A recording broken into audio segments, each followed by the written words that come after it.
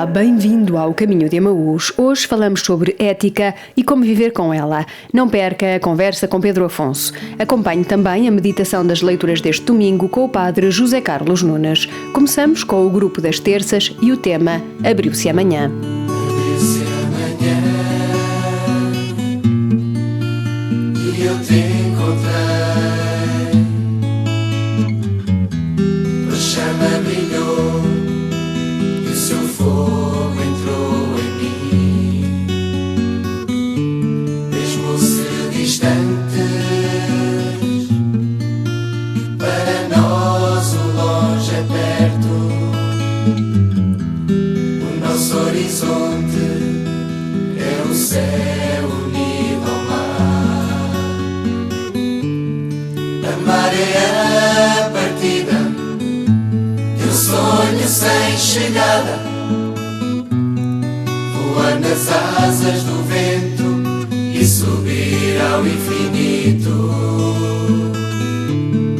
Não há fronteiras que separem nossa amizade em sermos um só. Só o amor faz renascer a vida em nós, a vida em nós, em nós. Amar é a partida de um sonho sem chegada. Voar nas asas do vento e subir ao infinito. Não há fronteiras que separem nossa amizade em sermos um só. Só o amor faz renascer a vida em nós, a vida em nós, em nós. Não há fronteiras que separem nossa amizade em sermos um só.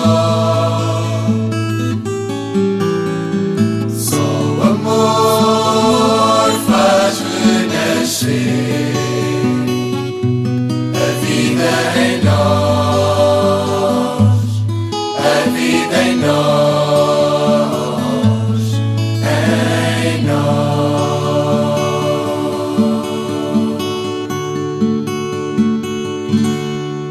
Lembrou-nos o Papa Francisco em Fátima. Na verdade, se queremos ser cristãos, devemos ser marianos. Isto é, devemos reconhecer a relação essencial, vital e providencial que une Nossa Senhora a Jesus e que nos abre o caminho que leva a Ele.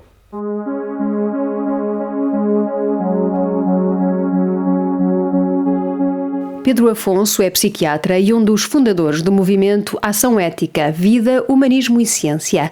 Com ele vamos tentar perceber o que é a ética e como a podemos trazer para o concreto da vida cotidiana. Por que é que sentiram necessidade de criar este movimento da ação ética? Este movimento foi criado para servir como um instrumento de intervenção cívica em vários assuntos que tocam a ética na nossa vida corrente. Entendemos que é importante que se possa portanto, a intervenção cívica deve ser valorizada e não cabe apenas aos políticos tomarem decisões que têm implicação nas nossas vidas, na nossa sociedade. E, portanto, a sociedade civil também pode e deve participar no debate e na discussão de alguns temas que para nós são importantes. O tema da ética é um tema abrangente que toca muitas áreas, a área económica, a área da vida familiar, a ética no desporto, enfim, a ética na gestão da riqueza, dos bens públicos, na política, etc. E, portanto, este movimento foi criado como um instrumento, precisamente para essa reflexão e intervenção. Foi fundado por 4 pessoas, entre as quais eu próprio, sou médico psiquiatra, por um colega também de cardiologia, o professor Vítor Gil, pelo professor Paulo Otero, que é professor de Direito da Faculdade de Direito da Universidade de Lisboa, e pelo Dr. António Bagão Félix, conhecido e reputado economista e ex-ministro. Portanto, são pessoas também com sensibilidades diferentes, de áreas diferentes, que criam um pensamento e que procuram, também com a colaboração de outras pessoas, intervir na sociedade sobre temas que achamos que são relevantes. Qual é a importância de ética? Quando falamos em ética parece uma coisa um bocado abstrata, mas indo ao concreto, qual é a importância da ética no concreto da vida? Porque fizeram inclusive umas questões éticas, não é? Acho que lhe chamavam mesmo assim, questões éticas aos partidos, antes das eleições, não é? Porquê? O que é a ética tem que ver com a política, com as decisões políticas que são tomadas? Eu evocava a definição de ética de Sócrates, que acho que resume um bocadinho isso. Sócrates faz esta questão, como é que devemos viver e porquê? Acho que a ética pode-se resumir um bocadinho isso, é um conjunto de princípios, de reflexões que nos ajudam, a todos nós, a tornar a sociedade mais justa, mais equilibrada, ajudam-nos a proteger, por exemplo, as pessoas mais frágeis, ajudam-nos a preservar determinados princípios e valores que são imutáveis e intemporais. Por exemplo, eu refiro-me concretamente ao valor inviolável e inegociável da vida humana, ao respeito integral pela dignidade das pessoas, e numa altura em que se está num debate político, nomeadamente no que diz respeito às pessoas com mais dificuldades económicas, têm mais dificuldade de acesso à saúde, etc. O respeito pela autonomia da pessoa e, no fundo, uma coisa que é muito importante e que por vezes é esquecida na sociedade atual, que é o equilíbrio. Nós devemos tratar igual aquilo que é igual e devemos preservar a diferença naquilo que é diferente, não é? Portanto, não aceito uma certa ditadura de igualizar tudo, não é? Devemos respeitar precisamente a diferença dos seres humanos e respeitar precisamente essa individualidade. Depois, outro aspecto, para terminar um bocadinho este tópico, deve haver uma harmonia, uma preservação e um equilíbrio entre direitos e deveres. Portanto, acho que há uma certa tendência atual na sociedade para uma exaltação dos direitos e fala-se pouco nos deveres. E os deveres são individuais e também coletivos. Portanto, é o equilíbrio entre estas duas dimensões que nós também defendemos e queremos também dar o nosso contributo. A ética ajuda a perceber até onde é que podemos ir, o que é que não devemos fazer, o que está certo e o que está errado? Sim. Aliás, o Papa Bento XVI acusou a sociedade atual, uma das críticas que ele fez interessante foi que vivemos num tempo de relativismo ético, em que de facto perderam-se as noções dos limites entre o bem e o mal. E também, voltando a este tema, o cardeal Roberto Sará também, num livro que ele publicou há pouco tempo, dizia que a confusão entre o bem e o mal é o maior drama do nosso tempo. E a inteligência já não parece ser capaz de fazer essa distinção. Ora, a ética não é meramente mimetizar um conjunto de regras.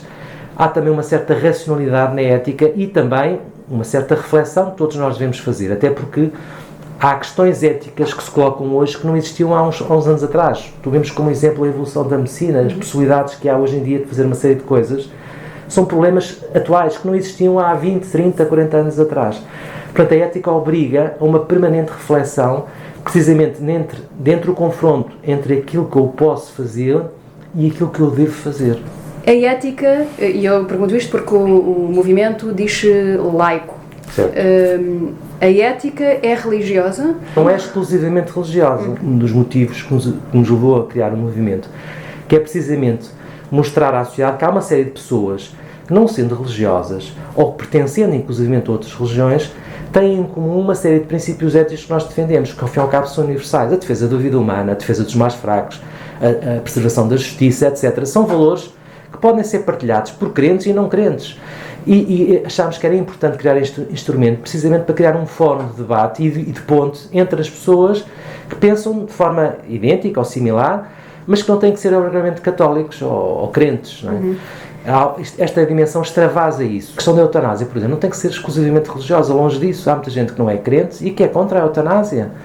Não pode ser uma questão meramente religiosa. Obviamente que a religião tem uma proposta a fazer e tem princípios a preservar. Por exemplo, a defesa da família não tem que ser uma questão religiosa. Porquê? Nas questões que deixaram aos partidos, uma das questões tinha que ver com o aumento da população idosa, a quebra da natalidade, como esta proteção à família de que falou aqui. Como é que isto se pode fazer, ou como é que acham que se pode fazer, ou o que é que tem estado a pôr em perigo a família? Em primeiro lugar, nós temos um problema gravíssimo de natalidade. Os dados de 2019 mostram que a taxa de fecundidade em Portugal, que é o número de filhos por cada mulher em idade fértil, é de 1,41. É uma das mais baixas taxas do mundo o que não garante sequer não só a viabilidade da segurança social, mas a continuidade da própria sociedade. Tem que haver em média uma taxa 2.1, 2.2 para garantir isso. E é importante reverter isto, quer dizer, eu sei que isto não é um problema fácil, obriga a várias soluções, nomeadamente políticas, fiscais, mas a sociedade tem que tomar medidas para reverter este declínio demográfico que tem consequências gravíssimas, inclusive em termos de estabilidade social, e já existe uma pirâmide invertida, comprometendo também a subsistência económica dos mais velhos, nomeadamente as pensões. Se nada for feito, é impensável, não é possível garantir as pensões de reforma, tais como um deles está a ser assegurado neste momento. Conciliar o trabalho e a família. Há muitas mulheres que têm o direito, obviamente vivemos numa sociedade paritária a esse nível, que querem ter direito a uma carreira, uma profissão, e têm muita dificuldade em conciliar a maternidade com a vida profissional. Já foram tomadas algumas medidas, estendendo a licença parental, etc., mas é insuficiente, porque hoje em dia há uma grande competitividade a nível do trabalho, há uma grande permanência nos locais de trabalho, trabalha-se muitas horas, há um certo presentismo laboral que obviamente que é incompatível com uma vida familiar equilibrada. As pessoas não têm tempo para viver e muito menos têm tempo para ter filhos. Creches. O próprio Estado deveria criar uma rede nacional de creches. Isso também incentivava a natalidade, que não há. Que questões é que são mais prementes para a ética nas famílias hoje?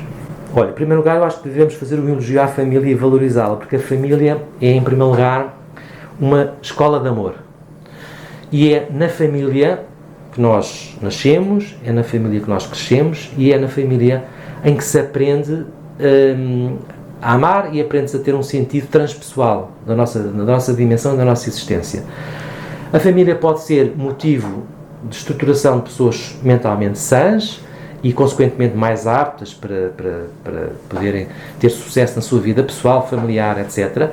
E quando a família está doente, ou a família está deslaçada, ou está desorganizada, ou está perturbada, porque a família também pode adoecer do ponto de vista mental, a probabilidade da pessoa vir a ter, refiro-me aos jovens, na vida adulta, vir a ter doença mental aumenta exponencialmente. Daí que seja muito importante defender a família, preservar a família e evitar precisamente que a família não ofereça às crianças e aos nossos jovens aquilo que tem para oferecer e que é insubstituível, que é a tal vinculação aos pais, à figura paterna e materna, e fazerem um processo de aprendizagem de como viver em sociedade para que depois possam replicar na sua própria família futura exatamente esses princípios éticos e morais, que a família acaba por ser também uma escola. E como é que se pode fazer essa escola de ética em família, com os filhos? Usar, por exemplo, um momento de encontro diário da família, que é, infelizmente, está resumido ao jantar, porque as pessoas, todas elas, durante o dia não estão em casa, não é possível ir a deslocação para casa de trabalho, não é possível a família encontrar-se à hora do almoço, mas à noite é. E utilizarem, por exemplo, o jantar, a refeição em conjunto, para poderem partilhar aquilo que aconteceu durante o dia. A comunicação em família é essencial. O que vejo é que muitas vezes, durante esse período, ou as pessoas jantam separadas, é o chamado jantar dos tabuleiros, não é? Que é muito em voga em países como os Estados Unidos, em que cada um janta à sua hora, ou então janta-se com a televisão ligada, ou cada um agarrado ao seu telemóvel. Hoje em dia isso é mais frequente, o que acaba por criar um espaço de solidão, de ausência de partilha. As pessoas, para se conhecerem, os pais para conhecerem os filhos, tem que haver troca de informação e de comunicação. Portanto, por exemplo, como eu disse há pouco, o jantar é um momento excelente para que isso aconteça, para se criar essa intimidade, essa cumplicidade, esse período de escuta recíproca e também de partilha. Um problema, quando é partilhado com uma pessoa com quem nós temos uma relação afetiva, ou por uma pessoa da família, esse problema transforma-se em meio problema, não é? Portanto, eu defendo que, de facto, deve-se recuperar a comunicação em família, deve-se valorizar a comunicação em família, e contrariar esta tendência que há hoje em dia de individualismo e da intromissão excessiva da comunicação não presencial, das redes sociais, dos telemóveis, que contamina também a vida em família. Continuamos neste Caminho de Emaús com o tema Filhos de um Deus Maior dos Quírios. A seguir, escuta a meditação das leituras deste domingo com o padre José Carlos Nunes. Não sei como te vou explicar que não estamos sozinhos. Não estou a falar de atés, muito menos dos nossos vizinhos. Desculpa se parece confuso o sinal que sai de mim, mas é estranho falar de um amor que é princípio e fim. Nascemos da mesma luz, desvenda-me o teu melhor. Frutos da mesma semente, somos filhos de um Deus maior.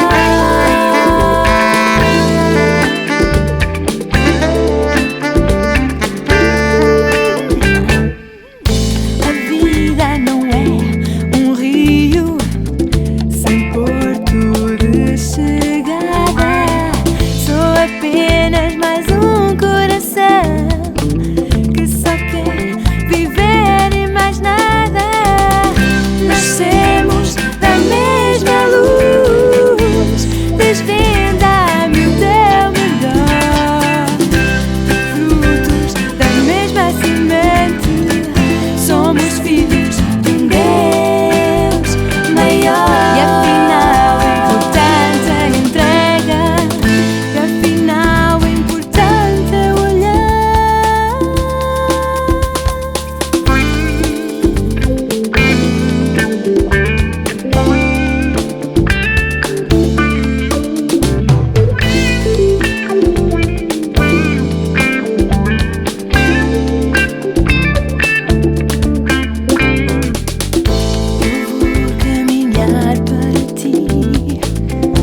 Eu vou caminhar para ti, eu vou caminhar para ti.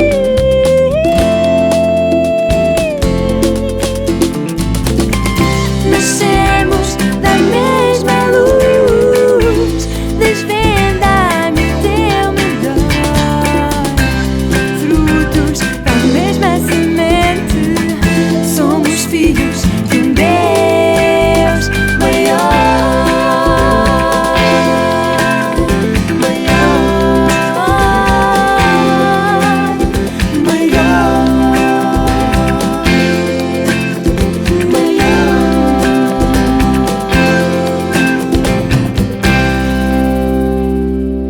Pediu o Papa Francisco em Fátima sobre cada um dos deserdados e infelizes a quem roubam o presente, dos excluídos e abandonados a quem negam o futuro, dos órfãos e injustiçados a quem não se permite ter um passado, deixa a bênção de Deus encarnada em Jesus Cristo.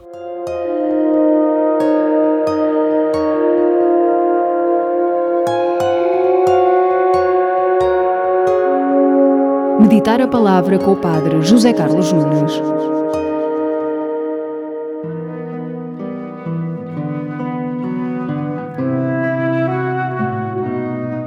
Neste 28º domingo do tempo comum, continua-se a falar da fé, sobretudo ligada à gratidão e à ação de graças. De facto, reconhecimento, fé e ação são as atitudes de dois leprosos, o sírio Naamã, na primeira leitura, e um dos 10 leprosos no Evangelho, que, não sendo hebreus, portanto estrangeiros, são curados por Eliseu e por Jesus. Ambos voltam para trás para agradecerem. A lepra, sabemos, obrigava quem dela sofria a ter que viver fora dos povoados, a não se poderem relacionar com ninguém e a serem considerados impuros também espiritualmente. Por isso lemos no Evangelho que 10 leprosos foram ao encontro de Jesus, mas mantiveram-se à distância a suplicar a cura. Jesus segue as indicações da lei, manda-os ter com o sacerdote, para que este depois lhes passasse um certificado de cura e pudessem voltar a uma vida normal. Eles foram, mas não sabemos se acreditaram nisso ou não, mas a indicação espiritual é clara. A melhor forma de vivermos as nossas doenças é ir ter com Jesus e acreditar na sua palavra, para que nos ajude a compreender o que vivemos e a aceitar o que nos é dado viver. Só a partir daí nos começamos a abrir à verdadeira dimensão da fé e não apenas a um tipo de devoção interesseira. No caso dos 10 leprosos, porque tiveram a coragem de acreditar, puseram-se a caminho e, sem sinais evidentes de cura, seguiram as indicações de Jesus. E a cura acontece. Para 9 deles, a cura foi suficiente. Para um deles, sentiu necessidade de voltar atrás. Este leproso curado foi capaz de sair dos seus problemas e dos próprios desejos e, dando-se conta de que tinha encontrado Deus na sua vida, deixa-se interpelar por esta experiência. A tua fé te salvou, disse-lhe Jesus, mas também salvou os outros 9. Onde é que está a diferença? Pelos vistos, o samaritano que foi curado tem algo mais do que os outros. Não se contenta do dom recebido. Procura aquele que o curou.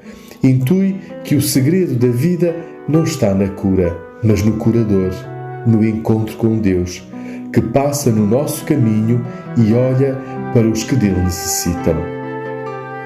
Não se encontrou quem tivesse voltado para dar glória a Deus, senão este estrangeiro? Pergunta-se Jesus. É verdade. Ele que estava duplamente excluído, por causa de ser leproso e samaritano, volta a Jesus, cheio de alegria e de gratidão. Não foi ter com a sua família e os amigos primeiro para lhes mostrar o que lhe tinha acontecido. Preferiu voltar à fonte e à origem da sua nova realidade. Por aqui percebemos que uma coisa é ser curado, outra coisa é ser salvo. O samaritano fez experiência das duas coisas. Na cura, cicatrizam-se as feridas, mas na salvação, abre-se a fonte da graça, entra-se em Deus e Deus entra em nós. Os 9 leprosos foram curados, encontraram a saúde. O único que foi salvo encontra Deus que limpa a pele aos leprosos, faz florescer a vida em todas as suas formas, cuja glória é o homem vivente. E nós, queremos apenas ser curados ou queremos ser salvos? Deixemos-nos, pois, guiar pela fé, pois é esta que nos revela a salvação e o verdadeiro sentido da nossa vida cristã. Bom domingo nos dê Deus.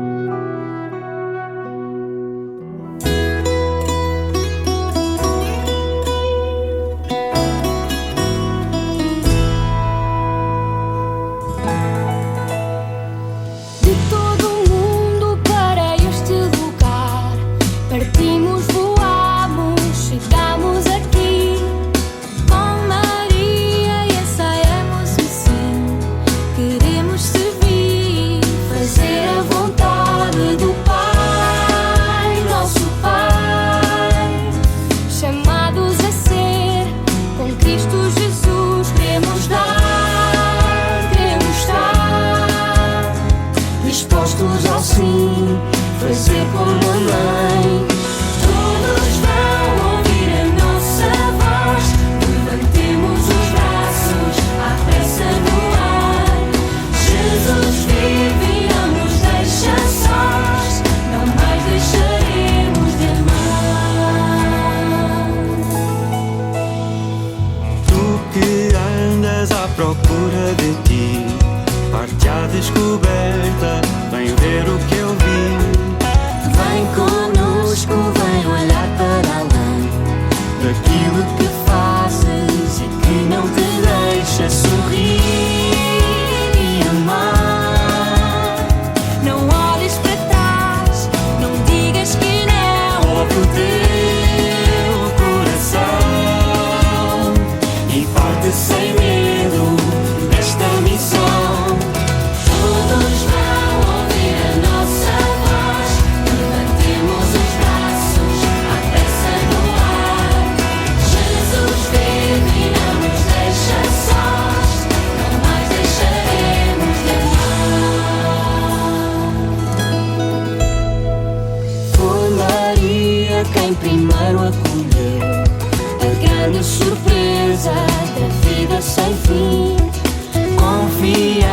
e simples quis receber. Tão grande mistério de um Deus que é para sempre por ti. Sempre por mim. Não posso calar, não posso deixar de dizer, meu Senhor, conta comigo, não mais calarei. Todos vão ouvir a nossa voz, levantemos os braços à pressa no ar. Jesus vive e não nos deixa sós, não mais deixaremos de amar. E com o hino da Jornada Mundial da Juventude Lisboa 2023, chegamos ao fim deste Caminho de Emaús. Despedimos-nos por hoje. É sempre um prazer estar consigo.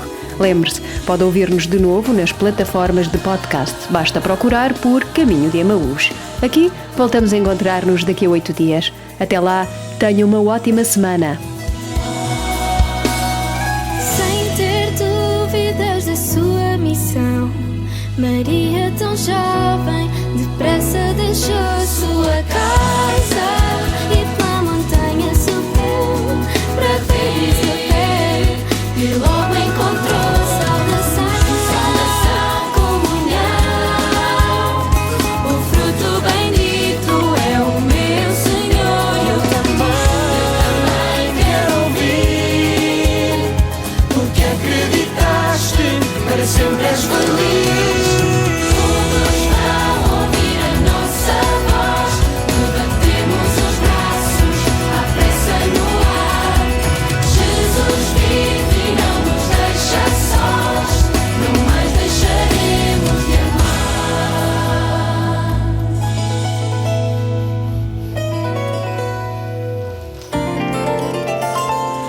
Todos vão ouvir a nossa voz, levantemos os braços à pressa no ar. Jesus vive e não nos deixa sós, não mais deixaremos de amar. Todos vão ouvir a nossa voz, levantemos os braços à pressa no ar. Jesus vive e não nos deixa sós, não mais deixaremos de amar. todos vão ouvir a nossa voz. Levantemos os braços à pressa no ar. Jesus vive e não nos deixa sós, não mais deixaremos